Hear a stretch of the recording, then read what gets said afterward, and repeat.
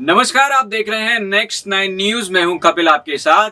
ये खास रिपोर्ट जो हम आपको दिखा रहे हैं वो है महाराष्ट्र की।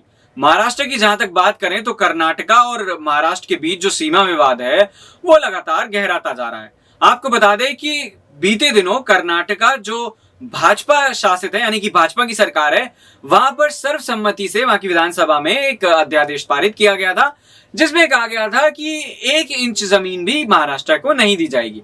अब आपको बता दें कि महाराष्ट्र में भी भाजपा की सरकार है और यहां पर भी एकनाथ शिंदे ने विधानसभा में सर्वसम्मति से एक प्रस्ताव पारित करा जिसमें कहा गया था कि 865 तकरीबन गांव हैं, उन सभी गांवों की 1-1 इंच का महाराष्ट्र ध्यान रखेगा। उसके साथ साथ ये भी कहा गया था कि जितने भी लोग हैं, उनके जितने भी हित बनते हैं, उनका ध्यान भी महाराष्ट्र सरकार रखेगी। अब बड़ा सवाल ये है कि भाजपा की भी कर्नाटका में सरकार है और भाजपा की ही महाराष्ट्र में सरकार है, तो क्या सिर्फ वोट बैंक के लिए पॉलिटिक्स की जा रही है ताकि दोनों ही राज्यों में जब जब चुनाव हो, यानी कि कर्नाटका में 2023 में चुनाव होगा तो वहां पर चुनाव जीता जा सके, जब यह गेंद महाराष्ट्र के पाले में आएगी यानी कि महाराष्ट्र में जब चुनाव होंगे तो आसानी से जीता जा सके।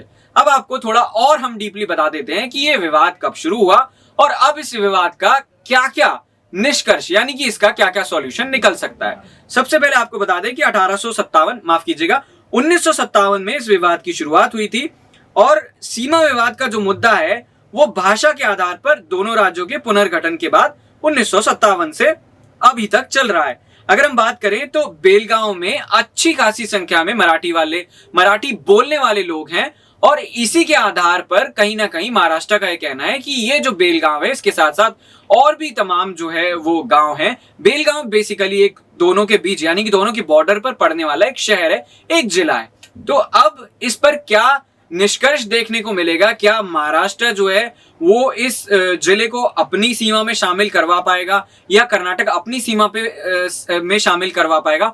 ये देखने वाली बात होगी। लेकिन इन दोनों का क्या कहना है वो भी एक बार हम लोग जान लेते हैं। जहां तक कर्नाटका की बात है तो उसका ये कहना है कि संसद में जाकर इसका हल निकल सकता है। वहीं अगर महाराष्ट्र की बात करें तो उसका ऐसा कहना है कि केंद्र सरकार और राज्य सरकार मिलकर इसका कोई समाधान निकाल सकते हैं।